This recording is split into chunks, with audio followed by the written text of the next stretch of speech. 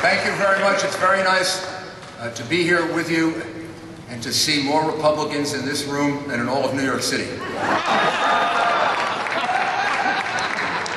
Man, I'll tell you, in New York City, Republicans should have a law passed making them endangered species. But it's great to see you, and it's nice to be here. I ran a city that was 5-1 Democratic. My city council had 45 Democrats and 6 Republicans. So for me, to be with Republicans, you might even agree with me. I was the first Republican elected mayor in 25 years and the first one to remain a Republican in 50. So this is a very, very comfortable audience for me. And I first want to thank you for all the great work you did in the elections of 2010, because if you hadn't done that work, just think of how much money we would be spending right now. We meet at a time in which the United States is more divided as a country and as a people than I think any time since the Vietnam War. We haven't had this kind of class division, this kind of turmoil, kind of thing we're seeing in my city of New York with Occupy Wall Street, or what we just saw yesterday in Oakland, California, where several of the Occupy, whatever they're occupying in Oakland, were using Molotov cocktails. I mean, this is a very, very dangerous movement. And it indicates a tremendous division in our country. And it's ironic that this division is happening under a president who promised to unify us. Well, the president who has unified us has divided us more than we've ever been divided. It's been relentless.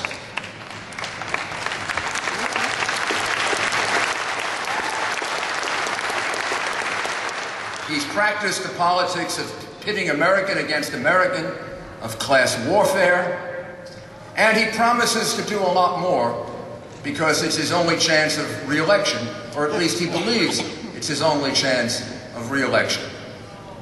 Occupying Wall Street is a direct result of Barack Obama's relentless class warfare that he has been practicing from the time that he was a candidate. It is not an accident. It is not just some kind of byproduct of the economy of our times. It is the direct result of his social philosophy, which he has been announcing now for 3 or 4 years. Remember when he answered Joe the plumber way back during the campaign? Well, he revealed the seeds of this class warfare in that answer. He said, when asked, "Do you think it is appropriate to raise taxes, even if it won't raise more revenues? Like if you raised the capital gains tax, you would probably get less revenues, as happened, by the way, in the 1980s, when they raised the capital gains tax." This is incomprehensible to the New York Times editorial board, but of course the New York Times doesn't really run a business, so they wouldn't understand this. But when they raised the capital gains tax in the 1980s, the federal government lost hundreds of millions of dollars. So Joe the plumber said, "Would you raise taxes even if it did not raise more revenues?" Barack Obama said, "Yes, that would be the fair thing to do." Well, what would be fair about it? What would be fair about it is he would be practicing what I think is a principal tenet of his economic and political philosophy. He would be redistributing wealth. He would be deciding who should have money, who shouldn't have money, whose pocket it should come out of, whose pocket it should go into. And that is at the core of the economic philosophy of this administration. And as a result of that, I believe that Barack Obama owns the Occupy Wall Street movement. Yes, yes, It would not have happened. It would not have happened but for his class warfare. And remember, as it gets worse and worse, because it's going to get worse and worse, where it came from. Barack Obama, he praised it, he supported it, he agrees with it, he sympathizes with it. And as it gets worse and worse, I believe this will be the millstone around Barack Obama's neck that will take his presidency down.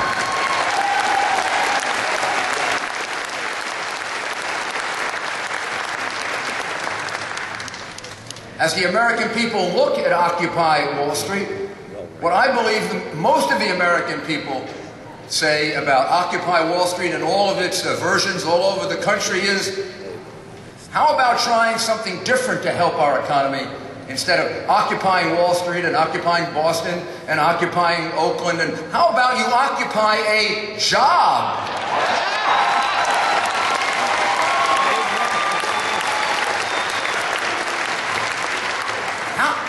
How about working? Woo, working! I know that's tough. Woodstock is more fun. Right? Woodstock's a lot more fun than working 8 hours a day. How about proceeding with your education and getting a better education? Nah, they'd rather do Woodstock in Manhattan, which is what it's turned into. So I believe that this will become a major factor in analyzing what this president has done for us. There is no doubt he has ruined our economy. The American economy wants to recover. It is trying to recover. It's been trying to recover for a year or a year and a half. Just follow Wall Street and the ups and downs in Wall Street. Look at the money that's sitting on the sidelines in America and all over the world. Money that wants to be invested. Money that wants to go to work. To put more people to work. Why is that money being held back? That money is being held back because we have an administration that is doing everything to discourage the growth of the private sector. It has one concern and one concern only: grow government. More government union jobs. That is the only answer they have to dealing with this economy. That is going to require higher taxes. It's requiring more regulations. It's requiring an energy program that makes no sense at all. If you need any indication of how the ideology of this administration is choking our recovery, I'll give you just one example. We all know that America, as a matter of national security, should be striving for energy independence.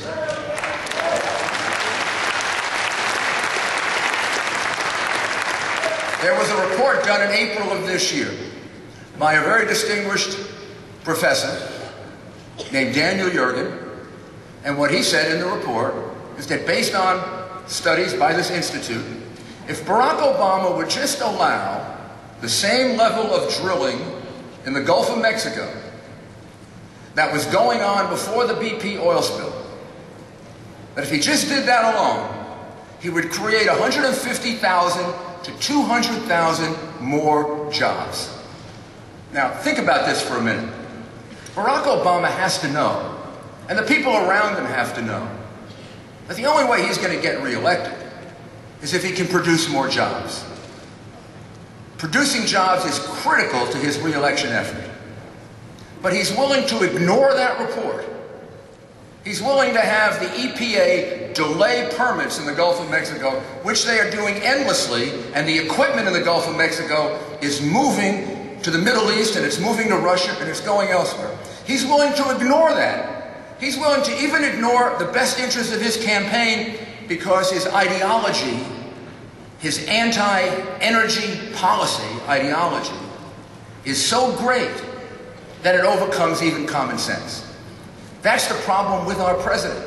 That's why we have Obamacare, because his ideology overcame common sense. That's why we have his ridiculous stimulus program, because ideology overcame common sense. This is why we have a jobs program now that wouldn't create a job for anyone, because ideology overwhelms common sense. Well, it's real simple. We have to get rid of them. We have to get rid of them. We have to get rid of them and go to the American people with a very, very clear program. I've seen it work. It worked for me in New York City. I didn't invent it. I borrowed it from governors in Wisconsin and Michigan. I borrowed it from Ronald Reagan. Here's what it is, and it's real simple. Number one, we have to reduce government spending, discretionary and non-discretionary. We have to reduce all government spending. And we have to do it relentlessly, because the federal government is spending us into crushing debt, and it must be controlled. And we must remove the idea of non-discretionary spending. There is no such thing as non-discretionary spending. All spending is discretionary. It has to be voted by the House of Representatives, by the Senate, and signed by the President. That applies to Medicare, Medicaid, even Social Security. It applies to all forms of spending. This category of non-discretionary spending was put there so that it would preserve constant increases in spending, so nobody would touch it.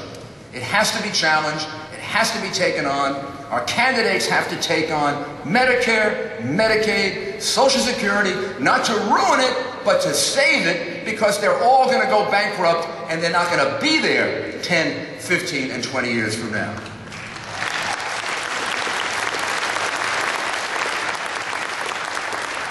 Second, we have to not only reduce taxes, we have to reform and simplify the tax code.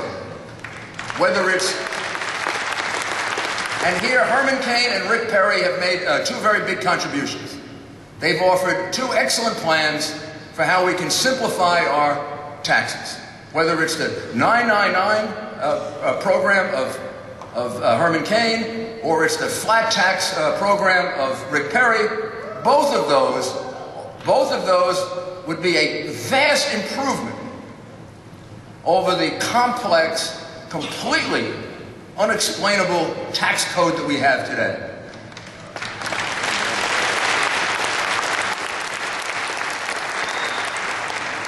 And we have to reduce taxes, we have to simplify taxes, to stimulate the private sector. When I talk about this, I say that the Democratic Party believes in the government, we believe in people. The Democratic Party wants to take taxes, raise taxes, more money for the government. What we believe in is leaving more money in your hands, in your pocket, because we believe you will do more creative, much better things, and engage in a lot more job creation with your money than Washington will with his. Just take a look at the stimulus program, take a look at Solyndra, look at the tremendous amount of waste that they're doing with money and not producing any jobs. Best thing is, keep taxes low and leave that money in your hands so that you can spend it, and you will drive this economy right through the roof.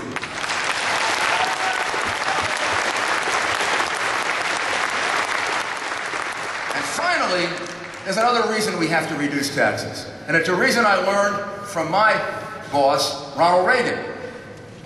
Ronald Reagan used to have a theory about reducing taxes. And he used to call it starve the beast. Ronald Reagan wanted to see taxes reduced because he wanted to give the Congress less money to waste. The more money you give them, the more money they waste. The more money you hold back from them, the more they have to make efficient decisions about the use of money. The more they have to look at, is a program worth it? If we held back money, we would not now have the Solyndra scandal, in which $500 million was given to a company to do, what are they, like windmills on the top of hats? They have those little hats with the windmills. For $500 million, the company was going under, and they were going to support those little hacks on top of in order to create energy for us. It's because they had money to waste, because they have too much money. So another reason for reducing taxes on the poor, on the rich, on the middle class, on businesses, on everyone, is to give the government less money. And finally, the whole purpose of this is not to reduce government for the sake of reducing government, or to reduce taxes for the sake of reducing taxes. It's because we understand that this is the genius of America. This is what makes America the greatest country in the history of the world. We're one of the few countries, and we're the one who has done it the best, that has decided that we can trust people more than we can trust government. It goes back to our very beginnings. It goes back to our soul. The other party trusts government to solve everything. We trust, like Madison and Jefferson and so many of our founding fathers, we trust you, the people, to make the right decisions. We understand individual liberty, individual decision making.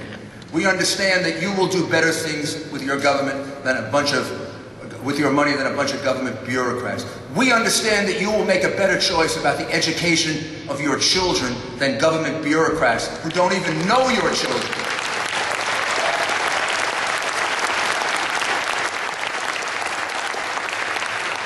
So we're about not just these economic issues, we're about restoring the greatness of America, restoring our dignity and our pride, restoring respect for America, an America that will be militarily strong and not afraid to lead. This administration says that it leads by following.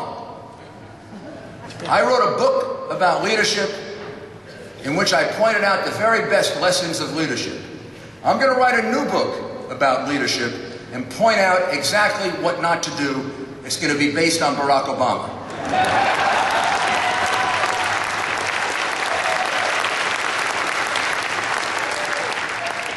We love this country.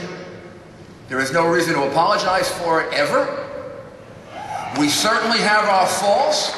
We have certainly done things wrong, and we've done things that we can be ashamed of in our history. However, compared to every other nation that exists or has existed in the history of the world, we're the greatest nation in the history of the world. We should never forget that. We should build on our strengths, not magnify our weaknesses, and we should never apologize for ourselves. And we should be humble about it. We are the luckiest people in the whole world and in the history of the world to be here in America. Let's preserve what is great about it. The private sector, the private individual, individual decision-making, the ability for you to decide on your future, and let's have a government that is, as it was created, a limited government that stays out of most of your life and lets you lead it. God bless you and God bless America.